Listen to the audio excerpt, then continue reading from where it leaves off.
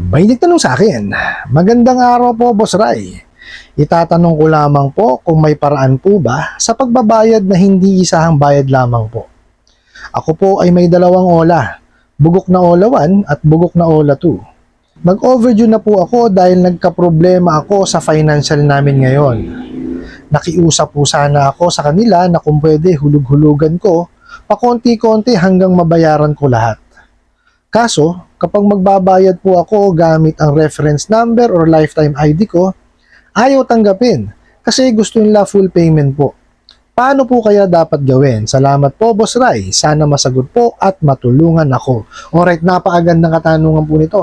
Pero bago ho natin sasagutin, imbitahan ko ho muna sana kayo na pakisuportahan po sana aking mga social media accounts sa YouTube, Facebook, and TikTok. Ayan yung napakalaking question mark.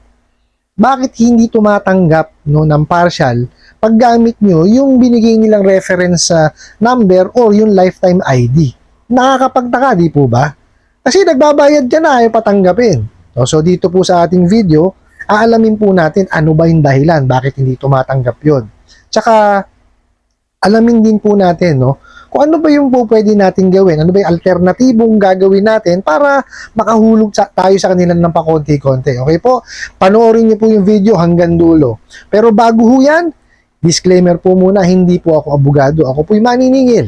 Lahat po na sinasabi natin dito sa ating mga video is based on my experience at sa akin pong pagsasaliksik. At syempre po, sa tulong po ng ating mga kaibigang mga abogado. At isa pa po, hindi ko po kinukonsinte or hindi po ako pabor sa hindi pagbabayad ng utang. Dahil ang utang po is utang.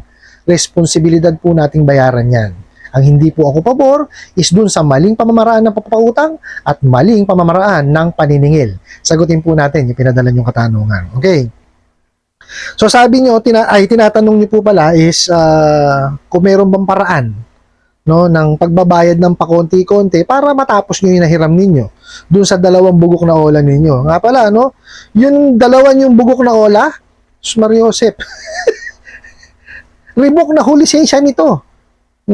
Ito, payo ko sa inyo, pagka ho yung nahiraman ninyong ola, kagaya ho nito, is revoke na. Bago nyo mahiram yung inyong na loan, balik nyo na lamang po yung yung kung magkano yung pinadala nila. Kasi illegal na ho yun eh. Hindi na ho sila dapat nagpapautang. Revoke nga po eh. Di po ba? Ibig sabihin, wala na silang karapatan pa na magpautang. Tinanggalan na sila ng karapatan. Wala na ho silang lisensya.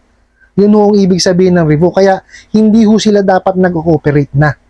Okay? Pagka yan, na-revoke na nung nahiram ninyo. Okay? Ibig sabihin, revoke na siya. Tapos nahiram nyo pa lang, ibalik nyo na lamang po kung magkano yung pinadala po sa inyo. Okay po, yun na lang. Kasi sa totoo lang, hindi naman dapat na sila nag-ooperate kasi revoke na nga eh. Matitigas lang talaga ulo niyang mga yan. Okay po, so natin yun, santabi natin yun. Tapos yun nga, nagtataka kayo, bakit pag ginagamit ninyo yung reference number or yung lifetime ID, hindi nila tinatanggap yung partial payment. Okay, ganito po yan, Kasi may mga partners yan, na mga tumatanggap ng payment nila. So, yun po ang nagge-generate ngayon ng reference ID ninyo tsaka lifetime ID. Ngayon, may kakayanan po kasi yun na i-limit yung halaga na tatanggapin. For example po, yung magiging amortization nyo is 3,000 pesos. So, ang limit po nung lifetime ID o reference number is hindi tatanggap yon na mas mababa sa 3,000. Nagtatanggapin lang nung 3,000 pataas. O, nakita nyo, tuso. Diba? Ganyan ho kawalang yayang mga yan. Akala nila, makakalamang sila. Hindi nila alam, babalik sa kanila yon. Kasi tingnan nyo, instead na kagaya ninyo, gusto nyo magbayad ng pakonti-konti, di ba? Hindi naman tinatanggap ng reference number nila or yung lifetime ID. Ano nangyayari sa inyo ngayon? Di ba? Humahaba ho yung panahon, di kayo nakakabayad. Samantalang kung yan, napautay-utay ninyo, bayad na kayo siguro. Di po ba? Kaya lang, ito po ha. Kasi, sa larangan po ng negosyo ng pagpapautang, lahat po yan, Kung kayo ay mayroon ng pag-uusap o meron na kayong agreement, na kayo ay magbabayad ng partial, walang problema yon. Ito kasi mga bugo katabusan ng online lending apps, hindi nakikipag-usap yan. Okay? Lagi ho yan. Laging one-sided ng communication yan eh. Sila lang ang nasusunod. Di ho ba? Kaya nga maraming nare-revoke dahil sa harassment eh.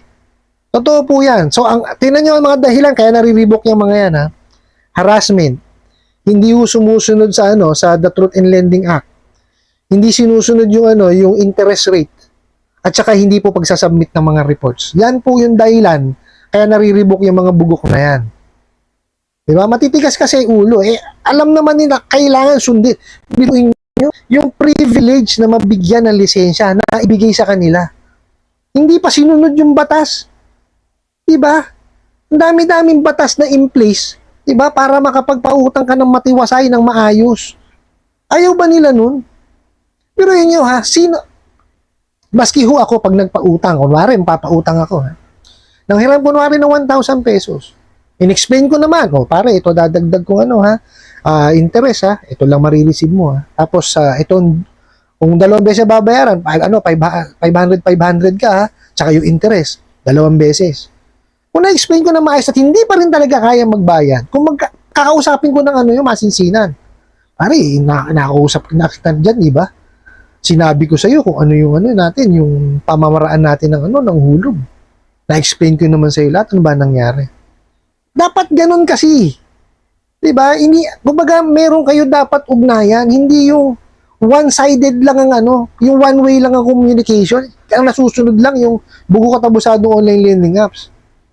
'Di ba? Pagka hindi nagustuhan yung sagot niyo, mumurahin kayo. Iaharas kayo. Kung sino-sino tatawagan, ipopost kayo kung saan-saan. Tama ba 'yun? 'Di ba? Hindi tamang pagpapautang yan. Diyan ho ako visit eh. Yung hindi tama yung pagpapautang. Lalo na yung hindi tamang paniningil. Di ho ba? Trabaho ko ho yan.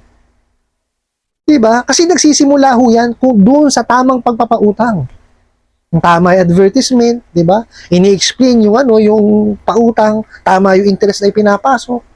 Di ba? Tapos pagka maniningil naman, ayos ka usapin. Yung mga ganun ho eh. Ito kasi yung mga bugo katabusadong online lending apps, walang ganyan. Okay, mabalik ho tayo doon sa topic natin. No? So sa reference number, tsaka hindi talaga nilalagyan nila ng limit yon. Hindi po pwedeng bumaba doon sa amortization yung tatanggapin ng reference number na yon. Bugok, di ba? Ngayon, eto ho ang gawin niyo kasi definitely hindi makikipag-usap ng maayos yung mga yan. Bugok nga, kaya nga na-revoke eh. Okay, so ganito na lang gawin po ninyo. Total, sabi nyo, magbabayad kayo partial-partial. Kailangan disiplinahin nyo yung sarili ninyo na mag-iipon kayo kunwari, no? Kunwari, binabayad nyo po dun sa OLA. Okay? Kung makakagawa kayo ng lagayan nyo, dun kayo maglalagay. Unti-unti. For example, 3,000 yung nahiram ninyo, di ba? Yung babayaran ninyo. Sabihin mo, 50-50, araw-araw, isa-100. 200, 500. Pagka nabuo yun, tsaka mo siya ihulog. Tatanggapin na yun. Kasi doon nakaprogram yun eh. Yung reference number na yun or yung lifetime ID. Tatanggap siya sakto or pataas ng amortization na yun. Okay? So, ganun na lang ang gawin nyo. Di ka, mas maganda kung meron kayong yung e-wallet, doon nyo ilagay. At least, hindi yun siya nakikita. Kailangan mo dyan, disiplinahin nyo yung sarili ninyo na huwag nyo gagalawin yung pera na yun. Kasi may pinaglalaanan kayo dun eh. Ganun ho ang gawin po ninyo. Kasi kung iaasa nyo na makakausap nyo ng matino itong mga bugo katabusadong online lending apps na yan, malabo pa ho sa alketran yan. Mainam mo sana kung sa iba kayong pautangan na kahiram. Kung sa mga legal, legitimate. Ayan. Kasi, doon sa mga yon, i-explain sa inyo ng maayos. Diba? Tama yung advertisement. Yan. The Truth in Lending Act, susundin yan. Diba? Yung data privacy, susundin yan. Interest, susundin. Yung nasa ceiling on interest rate. Kung pasok sa ceiling, diba? O mga po pala, wala pa, update po sa inyo, wala pa po kasing nailalabas ang BSP with regards doon sa mahigit 10,000. So, ano yan? Kung ano po yung prevailing nila. Kuwari, 3%, 4% per month, 5%, o kung mas mahigit pa sa 15 or sa 16, yun ho ang kailangan pag-isipan nyo maigi. No, importante ho yan, may ugnayan kayong dalawa nung nagpapautang. Pag-isipan nyo hong maigi bago nyo ho i-accept. Kasi baka mamaya, mahirapan kayong hulugan. Okay po? Kasi ito yan the longer the term, definitely lalaki ho yung halaga ng ano nyo, nung utang po ninyo. Sana lang po naiintindihan na na yan pong utang is obligasyon po natin yan. Kailangan po yan bayaran. Namuhunan po sila dyan. Okay? Unlike dito sa mga bugo katabusadong online lending apps na to, sabi nga po ng ng mga taga-PAOK, di umano daw, connected sa Pogo. O so ano ibig sabihin? Yung kinita sa Pogo, hinuhugasan lamang nila. Di ba? So ganun ang iisipin nyo kasi kung connected sa Pogo, yung Pogo illegal. O para maging malinis yan, ipapautang kung ano man yung pumasok pabalik, kung malinis na pera. Money laundering lamang po. Di po ba? Pagtatagni-tagni nyo lang naman kasi. Di po ba? Kaya kung ako sa inyo, huwag nyo na hong tangkilikin yung mga bugo katabusadong online lending apps na yan. Kung mangungutang din lang ho kayo, doon na kayo sa mga legitimate. Sa bangko, marami hong lending companies dyan. Na legitimate. Okay? Matutuho tayo magbasa ng mga reviews, no? Para tawag dito, hindi tayo mapahamak kasi kaya ho tayo napapahamak dahil sa bugso ng damdamin 'Di ba? Kasi may pangangailangan ako. Pare, may sakit yung isa sa pamilya natin. Talaga matataranta ka nun. Given 'yun. Now, kailangan i-compose mo pa rin yung sarili mo na hindi ka maloko. 'Di ba? Kasi yes, natugunan mo yung pangangailangan ng may sakit during that time. Kaya lang, sakit naman sa ulo after 7 days, di ba? Ano ba yon? Katanggap-tanggap ba yon? Para malutas mo yung problema mo. I don't think kasi, yes, nalutas mo ngayon yung isa, pero yung dadagdag sa'yo mas marami. Di ba? So, natin, lagi tayong maging mapagmatsyag at mapagmasid. Di ba? Bagbasa tayo. No? Kailangan lagi nating nire-research kung ano muna yung hehiraman natin para hindi po tayo napapahamak. Ano po? I hope nasagot ko po itong katanungan na to at sana po yung makatulong. Maraming salamat po sa inyong walang sawang pagsuporta at panonood sa aking mga videos. Maraming salamat po sa inyong pag-like, pag-share, pag-comment at pagtatanong. Kunin ko na rin po itong opportunity na to na imbitahan po sana kayo na pakisuportahan po sana ang aking mga social media accounts sa YouTube, Facebook, and TikTok. Hanggang sa muli po, yun lang.